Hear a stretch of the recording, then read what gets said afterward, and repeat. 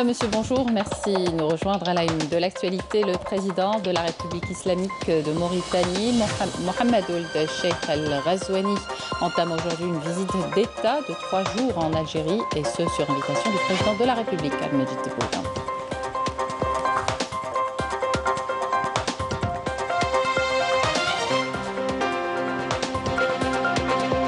Les relations algéro-mauritaniennes à la une de l'actualité, deux pays qui aspirent à développer l'échange commercial, des relations qui connaissent de nouvelles dynamiques visant à élargir leurs perspectives de coopération bilatérale, et ce partant d'une forte convergence de positions et de vues et d'une volonté politique commune.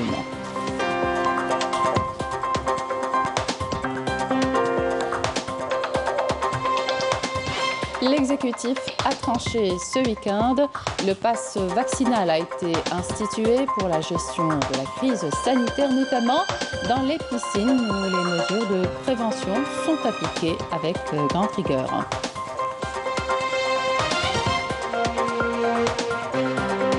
Et puis on terminera cette édition avec le portrait de l'artiste Ismahan Mazouar qui puise son inspiration et sa créativité de sa ville natale, Tlemcen, en mettant en lumière et en peinture le patrimoine de cette cité millénaire. Bienvenue à tous. Le président de la République islamique de Mauritanie, Mohamed Ould Cheikh Al Ghazouani, entame aujourd'hui une visite d'État de 3 jours en Algérie, et ce sur invitation du président de la République, Abdelmajid Tebboune. La visite intervient dans le cadre du renforcement des relations bilatérales et du raffermissement de la coopération au mieux des intérêts et des deux pays frères. L'Algérie et la Mauritanie, deux pays frontaliers qui aspirent à développer les échanges commerciaux, en témoigne la logistique déployée par notre pays pour exporter notre produit national vers la Mauritanie et en Afrique en général. Yamina Saïdji. Les relations algéro-mauritaniennes ne datent pas d'hier. Les deux pays sont liés par des relations d'amitié et de fraternité profondes, mais aussi par une histoire commune de lutte et de résistance. Avec des frontières s'étalant sur près de 460 km, les deux pays entretiennent des relations de coopération dans plusieurs domaines. Des objectifs communs sont tracés, traduisant la cohésion populaire et l'appartenance commune. Pour renforcer davantage ces relations, un mémorandum d'entente a été signé visant la création d'une commission bilatérale frontalière algéro-mauritanienne. Un accord qui concrétise la volonté des dirigeants des deux pays de hisser le niveau des relations sécuritaires en vue de servir au mieux les intérêts communs des deux pays et de développer les zones frontalières. L'intensification du dialogue permanent est un autre volet sur lequel misent les deux pays à travers la mise en place de mécanismes de coopération et de concertation sur le développement et la sécurité de ces zones. La visite d'État du président mauritanien Mohamed Ould Cheikh Al Ghazouani en Algérie est un pas de plus vers l'édification d'une coopération soutenue entre Alger et Nouakchott. Actuellement, les relations entre les deux pays connaissent une activité sans précédent, que ce soit dans le domaine politique, socio-économique ou encore sécuritaire. Preuve en est l'intensification des visites diplomatiques et militaires entre les responsables des deux pays. Les relations économiques et commerciales ne sont pas en reste, puisque les exportations algériennes représentent 20% des importations de la Mauritanie. Là encore, les postes frontaliers jouent un rôle prépondérant dans le renforcement de la coopération économique, ce qui accentuera son efficacité. Le projet de réalisation de l'axe routier Tindouf-Zouiret, un tronçon qui aura un impact direct sur le développement de la région frontalière. Pour ce qui est de la base logistique de Tindouf, en service depuis 2019, celle-ci contribue grandement au développement des échanges commerciaux entre les deux pays. La coopération s'achemine vers la création d'une zone sécuritaire et économique commune. À l'ordre du jour de la visite du président mauritanien, plusieurs dossiers seront abordés et examinés par le président de la République et son homologue mauritanien dans l'objectif de la signature d'accords communs permettant de renforcer et d'élargir le champ de coopération entre les deux pays. Les échanges commerciaux et économiques algéro-mauritaniens ne cessent de connaître une véritable croissance, une amorce qui a commencé en 2018 et se poursuit aujourd'hui. Les échanges approchent les 30 millions de dollars. La Mauritanie constitue une véritable porte vers l'Afrique de l'Ouest. Abdelmajid Benrassi. Les relations algéro-mauritaniennes connaissent une nouvelle dynamique visant à élargir les perspectives de coopération bilatérale, et ce partant d'une forte convergence de positions et de vues et d'une volonté politique commune de renforcer la coopération économique et favoriser le rapprochement entre les deux peuples. Ce grand intérêt accordé au développement et à l'approfondissement des relations bilatérales a été rendu possible grâce à la volonté des dirigeants des deux pays. Et parmi les projets prometteurs figure la réalisation de la route stratégique reliant Tindouf à Zouerat, la création d'une zone franche au niveau de la zone frontalière, l'organisation permanente de manifestations économiques et commerciales à Nouakchott et l'encouragement des opérateurs économiques algériens et mauritaniens à vendre leurs produits dans les marchés des deux pays. L'Algérie a renforcé depuis 2018 ses relations commerciales et économiques avec la Mauritanie. Cela entre en droite ligne avec la nouvelle politique algérienne de complémentarité régionale et continentale, et cela entre également dans le cadre de la volonté de l'Algérie de pénétrer le continent africain. La Mauritanie demeure la porte d'entrée sur le marché de l'Afrique de l'Ouest. Le volume des échanges commerciaux entre Nouakchott et Alger a atteint près de 29 millions de dollars en 2020. Les importations algériennes de ce pays voisin restent encore faibles. Elles se limitent aux produits halieutiques et elles se chiffrent à moins de 200 000 dollars. Les produits nationaux exportés vers la Mauritanie sont constitués essentiellement de produits agroalimentaires et de produits industriels comme les matières plastiques, le ciment, les produits d'emballage et les produits d'hygiène. Le recours au transport par avion cargo d'Air Algérie a connu une augmentation notable au cours de l'année 2020, puisque plus de 12 vols ont assuré l'exportation de produits agricoles algériens vers la Mauritanie.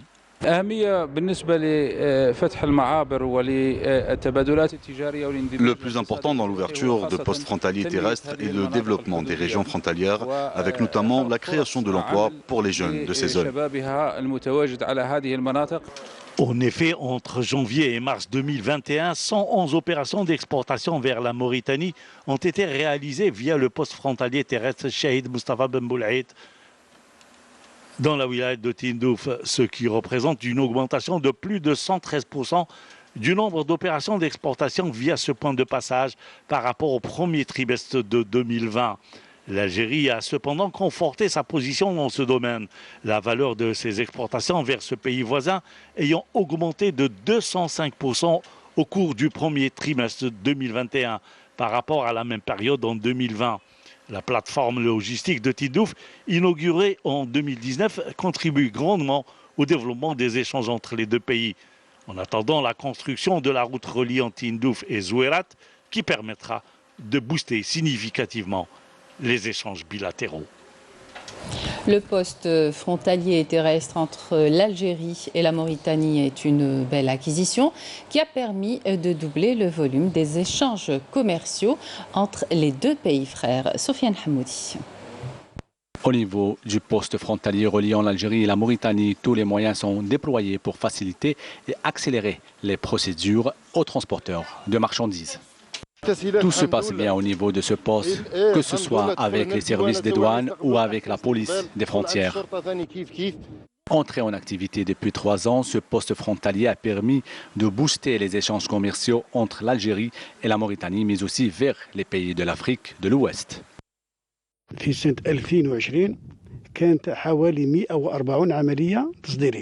Durant l'année 2020, nous avons enregistré 140 opérations d'exportation. Cette année, par contre, jusqu'au mois de juillet dernier, 248 opérations ont été effectuées. L'activité commerciale a donc doublé grâce notamment aux différentes facilitations octroyées par les pouvoirs publics aux exportateurs algériens et aux opérateurs économiques tels que l'exonération fiscale, l'indemnisation de 50% du coût du transport ainsi que l'accompagnement accordé aux opérateurs par les éléments du secteur du commerce qui mettent immédiatement le certificat d'origine de la marchandise à la disposition des exportateurs.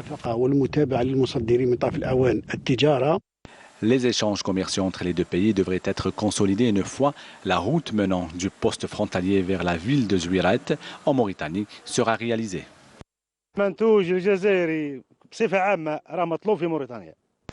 Les produits algériens sont très prisés en Mauritanie et dans l'ensemble des pays voisins à cause de leur qualité et de leur prix compétitif. La demande devrait augmenter avec la réalisation de la route.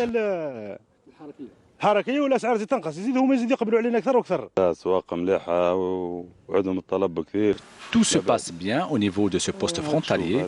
Toutefois, l'état de la route vers Zouiret nous pose un problème. C'est une hamada longue de 800 km et qui est impraticable. Un passage frontalier d'une importance capitale pour l'Algérie, mais aussi pour l'ensemble des pays de l'Afrique de l'Ouest, qui devrait permettre à nos opérateurs économiques d'aller à la conquête des marchés africains. L'événement économique de la semaine, la 35e édition de la manifestation économique internationale de la CIHAR, au moins 250 opérateurs économiques nationaux et de pays africains y prennent part à Tamanrasset sous le signe de Tamanrasset, portail du marché africain. Cette foire constitue un carrefour économique par excellence, à même de contribuer à faire connaître et valoriser le produit national éligible à l'exportation vers les pays d'Afrique. Raouf Hamouch. Après près de 3 années d'absence à cause de la pandémie du coronavirus, Tamanrasset renoue avec son rendez-vous économique et commercial annuel à CIHAR. Pour cette 35e édition, plus de 150 entreprises, tous secteurs d'activité confondus, participent à cette foire algérienne aux dimensions africaines, sous le slogan Tamanrasset, portail du marché africain. Une manifestation économique devenue un carrefour économique par excellence. Les bons résultats qu'on a obtenus cette année concernant les importations et les exportations sont le fruit d'un travail commun de tous les départements ministériels. Nous pouvons dire que nous avons atteint notre objectif grâce au programme et les instructions du président de la République concernant la promotion des exportations.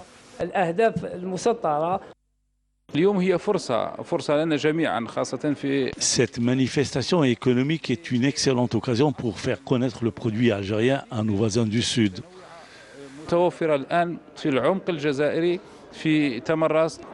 Très émerveillé par l'exposition, par le nombre d'exposants, le nombre de produits et la qualité des produits.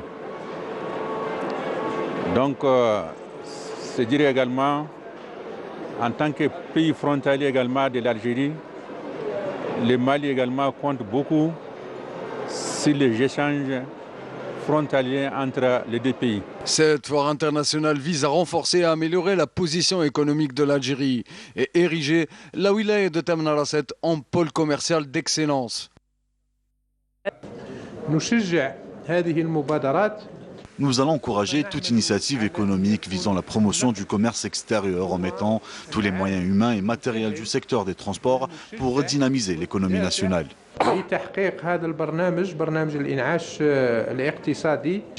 Nous allons profiter de la CIHAR pour faire connaître nos produits et pourquoi pas exporter vers les pays voisins comme le Mali et le Niger. Le produit algérien à la conquête du marché africain. C'est l'objectif fixé à travers la tenue de cette édition 2021 de la CIHAR, tenue à Tamanrasset. Le ministre de la Santé, Abdelrahman Ben Bouzid, a présidé hier une cérémonie organisée en l'honneur de professeurs en médecine partis en retraite en remerciement de leur apport en matière de santé publique. Abdelrahman Ben Bouzid a mis en exergue les sacrifices et les efforts des soignants dans la lutte contre le coronavirus.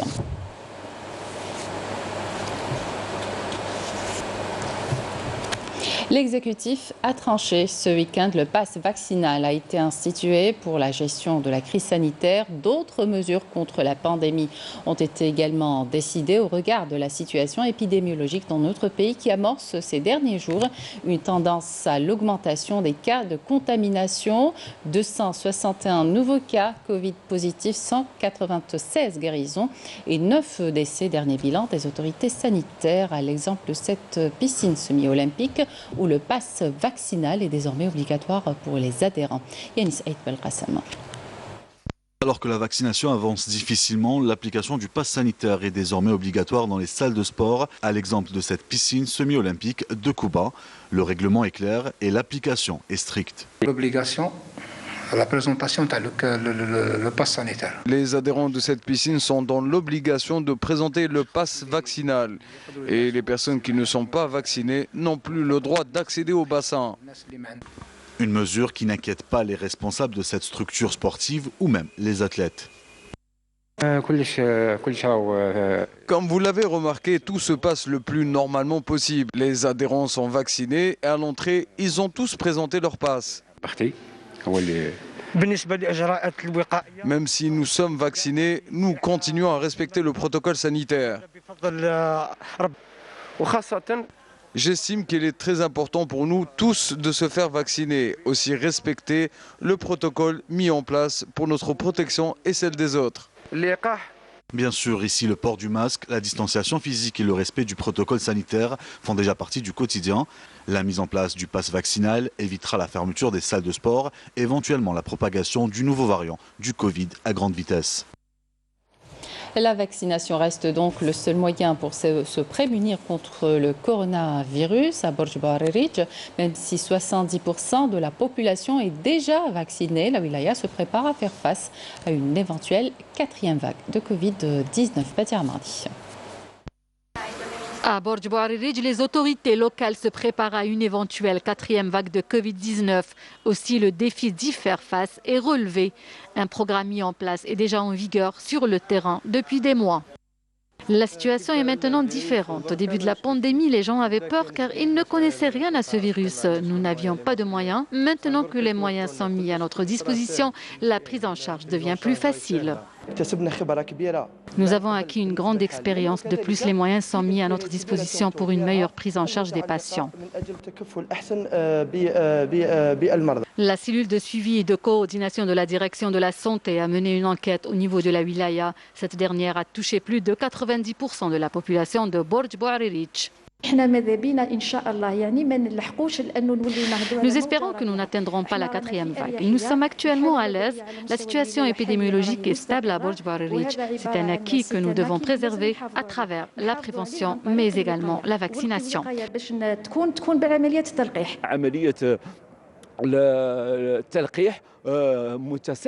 L'opération de vaccination s'accélère au niveau de la wilaya. Nous avons atteint 70% de la population, soit 240 000 personnes. Il ne reste que peu de personnes et l'opération se poursuit.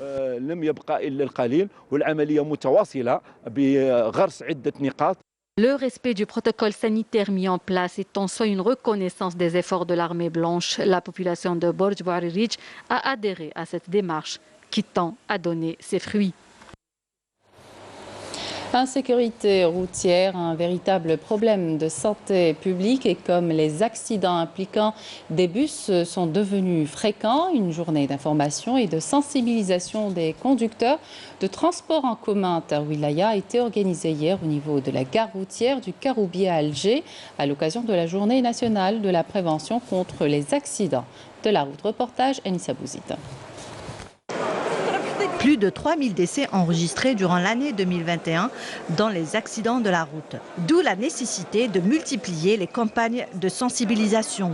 La sensibilisation, tout ce qui concerne les expositions, on peut trouver tous les services de sécurité, la gendarmerie nationale, la sûreté nationale, la protection civile, le mouvement associatif, un représentant du ministère des Transports. On peut trouver des supports pédagogiques pour les usagers de la route, des spots audiovisuels. Tout ce qui concerne la sensibilisation, on peut les trouver aujourd'hui au niveau de la gare routière de Kharouba, de Karoubier. C'est la journée nationale de la prévention routière. À travers cette campagne de sensibilisation, on a été informé sur le danger du non-respect du code de la route. C'est une très bonne initiative. Il y a trop d'accidents. Souvent mis à l'index, les transporteurs de voyageurs ont été les premiers concernés par cette campagne de sensibilisation aux accidents de la circulation. L'objectif, c'est de sensibiliser ces chauffeurs pour adapter un comportement de conduite défensive pendant la circulation, pendant la conduite. Et le deuxième volet, le deuxième objectif, c'est de contrôler ces chauffeurs, surtout concernant leur respect à la réglementation qui gère cette activité. Le but de cette campagne est de sensibiliser les chauffeurs de bus pour éviter tout excès de vitesse et le respect du code de la route. Le plus important de sensibiliser, c'est surtout cette catégorie très importante des conducteurs professionnels et conducteurs de bus. Donc, tout ce qui est concernant la sécurité routière, qu'est-ce qu'il faut faire concernant surtout éviter l'excès de vitesse, les manœuvres dangereuses, les dépassements dangereux. Il faut se reposer surtout par la suite d'un temps de conduite, surtout au moins en 3 heures, 4 heures, se reposer ne serait-ce qu'un quart d'heure et 20 minutes. C'est une catégorie très importante qui participe sur la réduction des accidents de la route. Il est important de signaler que 96% des accidents de la route sont dus aux facteurs humains. Alors, les conducteurs sont appelés à plus de vigilance. L'armée sahraoui poursuit ses offensives contre les forces d'occupation marocaines qui subissent des pertes humaines et matérielles considérables le long du mur de la honte. Les unités de l'armée populaire de libération sahraoui ont exécuté de nouvelles attaques ciblant les retranchements des forces de l'occupant marocain dans les secteurs de Haouza et de Mahbès. Retour en Algérie, dans la wilaya d'El Oued, la 8e édition du Salon du tourisme des jeunes a été organisée. Les participants venus des 4 coins du pays ont exposé des objets artisanaux propres à leur région. Yasmine Soudi. Originaire de Tizi Ouzou, ce jeune artisan n'a pas hésité un instant à participer au Salon du tourisme des jeunes organisé dans la wilaya d'El Oued. Tenues traditionnelles, paniers en osier, objets artisanaux, les visiteurs peuvent découvrir ici une panoplie d'objets symbolisant le patrimoine amazigh. Je suis venu représenter ma région qui est la wilaya de Tizi Ouzou pour faire connaître le patrimoine amazigh. C'est la première fois que je viens à l'Oued, c'est une très belle découverte. J'ai pu découvrir leur patrimoine ainsi que les trésors historiques de la région. Pour cette 8e édition, plus de 30 wilayas sont représentés. C'est un salon plein de diversité. Je représente la région de Tindouf. Comme vous le voyez, je porte une tenue traditionnelle appelée Dra'a. C'est un savoir-faire hérité de nos aïeux. C'est un honneur de venir ici participer à ce salon. En tant qu'association, nous faisons notre possible pour préserver le patrimoine de notre région. Cette édition a connu la participation de 33 participants en raison de la pandémie et nous n'avons pas pu accueillir plus de monde. Il faut savoir que le tourisme saharien ne nécessite pas de grands hôtels ou de grands complexes touristiques. Avec des moyens modestes, nous pouvons organiser de belles choses. Une occasion pour les visiteurs de découvrir les potentialités touristiques dont recèlent les différentes régions du pays, mais aussi de promouvoir le tourisme local. À Tlemcen, l'artiste Ismahan Mazouar travaille à mettre en lumière et en peinture le patrimoine de cette cité millénaire. Son inspiration et sa créativité, l'artiste l'épuise dans sa ville natale. Notre reporter Samira Hadjamar est allé à sa rencontre. Reportage. Ici, tout accroche, tout inspire.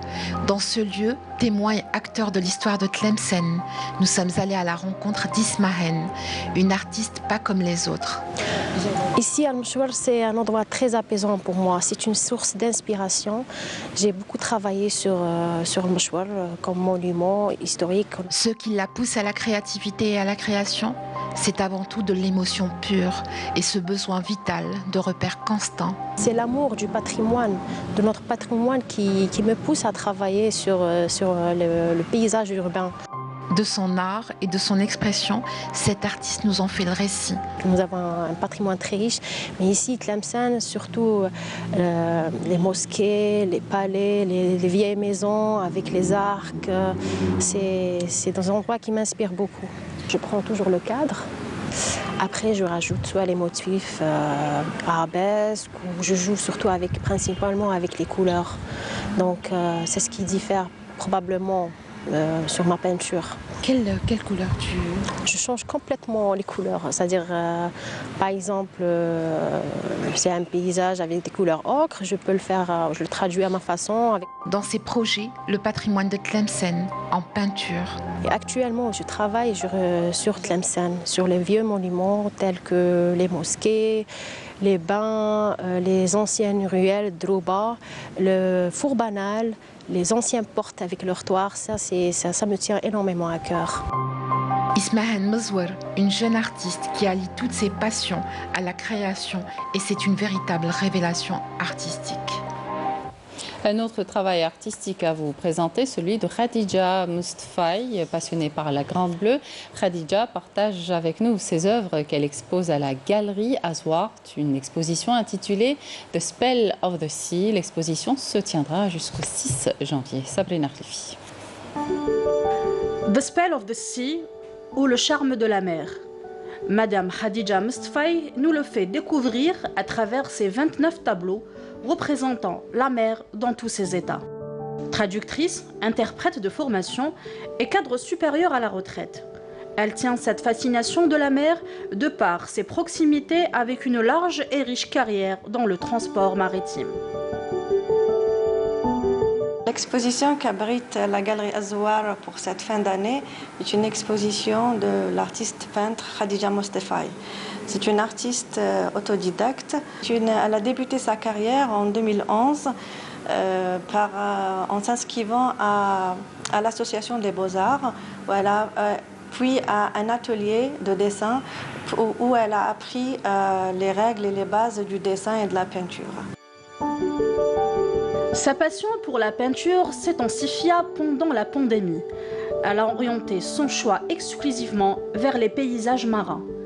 Sa passion de la mer et les déchaînements des éléments de la nature qu'elle ne cesse de contempler durant des heures.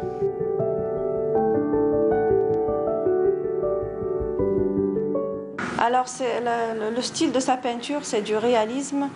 Donc elle peint d'après photo où elle laisse libre cours à son imagination pour rajouter des touches et des couleurs qui donnent du volume et de la perspective. Elle peint d'une manière très fluide. On voit très bien son amour pour la mer. Et elle a une palette riche et très colorée, avec des compositions très intéressantes et très étudiées. Pour les amoureux des paysages marins, l'exposition est visible jusqu'au 6 janvier à Azwart Gallery.